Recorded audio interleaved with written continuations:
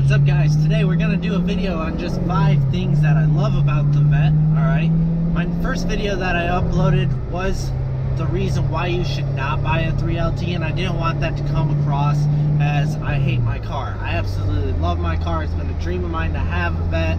I had a C6 before this and it wasn't up to par as I thought in my own head, and then coming into a C7 I've absolutely loved it. So we'll start off with the first thing that I love. I love the powertrain. It's smooth, alright? It's fast. You have 465 horsepower, 460 torque, and from there you're moving into a 7-speed manual, so it is a little bit different to get through, but you get to slam gears often. That number one thing should be how fun a car is, because you're driving it every day, you're paying a lot of money, and what this car does is execute that to a T.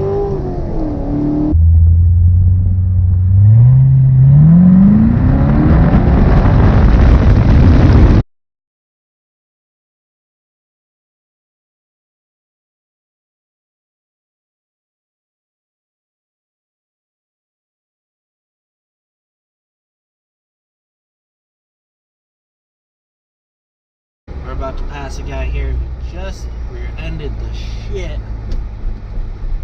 out of that. Oh. And the second thing that I like most about my car, alright, would have to be just the overall look. When it comes to that, having that C6, and that was also a base, it just wasn't as aggressive. You would have to put in quite a bit of money in order to have that car where you wanted it to sit and how you would sit. My car, just from an exterior standpoint, I did a couple minor tweaks to it.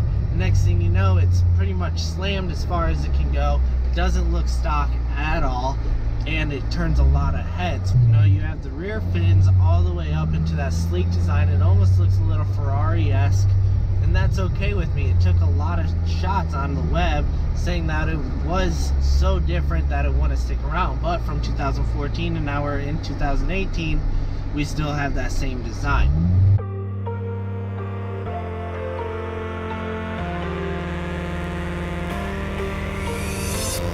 Go!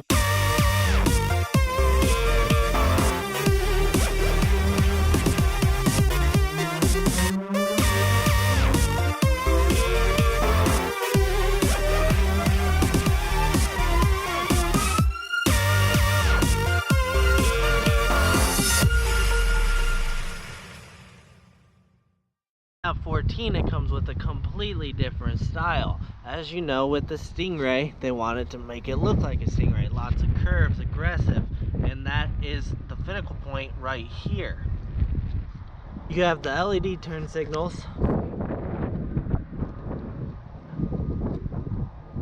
that do have a couple of non-functional scoops here, but they do put a little bit more aggression into the car.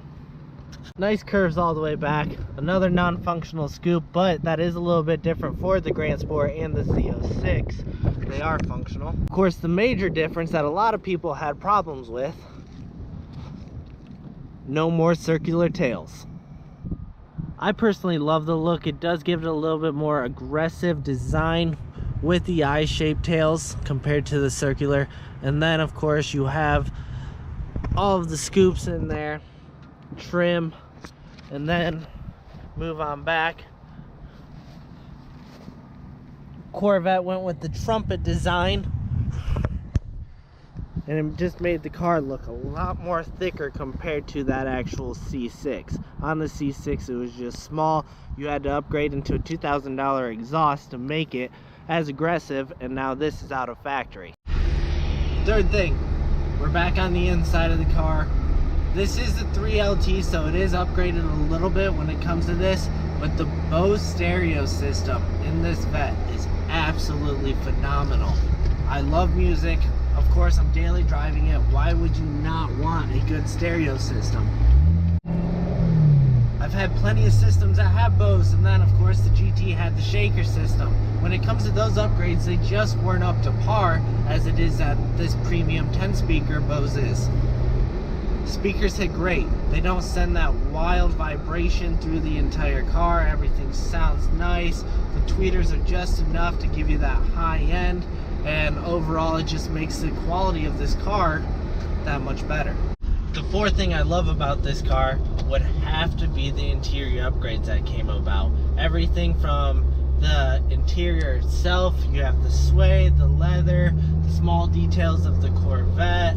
You know, the seats just don't feel like that cheap leather anymore. They're not puffy to say, they have a little bit more of a race feel to them. With the 1LT, you do get this, but then with the 2LT, it gets upgraded with that heads-up display.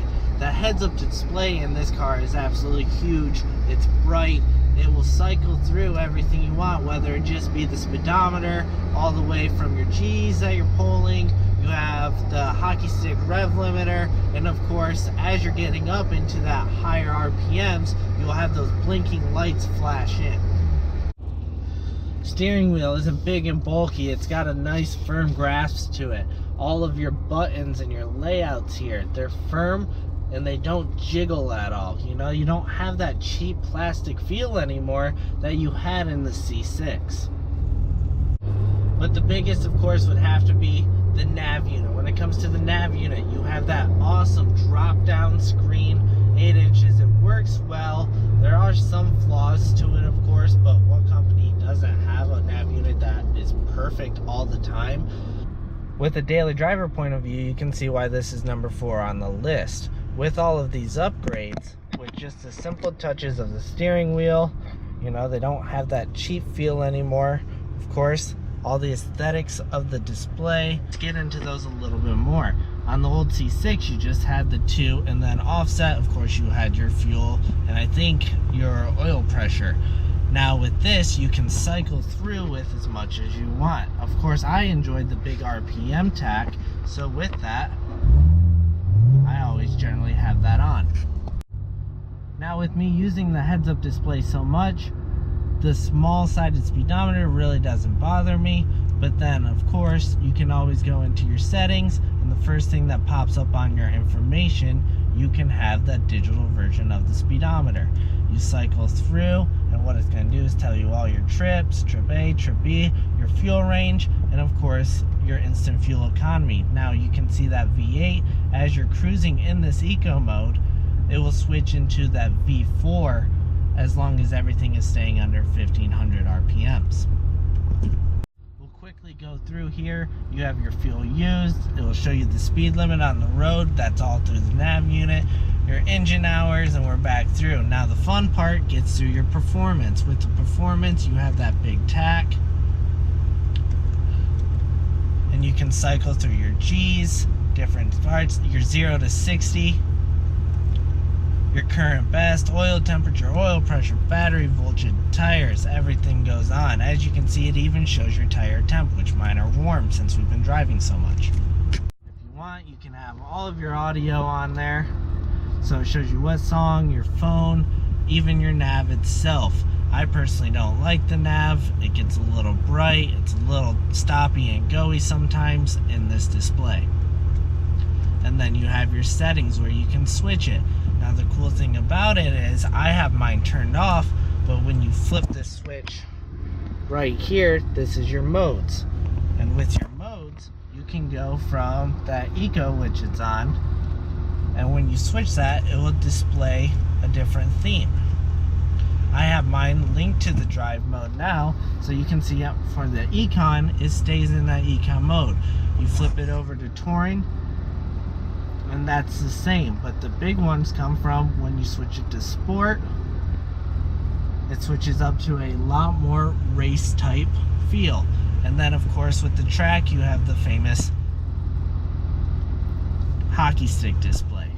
With this hockey stick display, I do enjoy it quite a bit, but it just is a little bit out there. I enjoy it a lot more with just my heads-up display. My personal favorite is the sport mode. Now we move on to the actual touchscreen itself. As you probably know, this is coming as no shock. Chevy has been advertising the shit out of this, but it's a great little feature. You can put anything in here. This pretty much is your glove compartment for the most part. I usually just keep my sunglasses. There's also a USB port in there.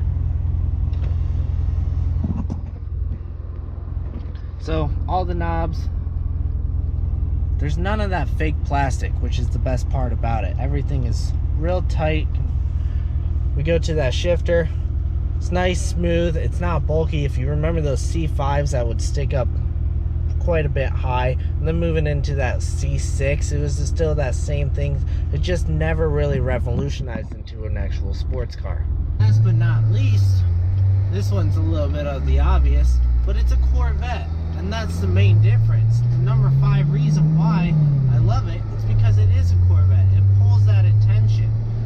If you pull into a car show, into a Corvette, it's just a little bit different. You're gonna see all the Mopar guys just lined up. It is a dime a dozen with those cars, same as the Mustang now. And I don't have anything against those cars. I love them. I've drove them a lot.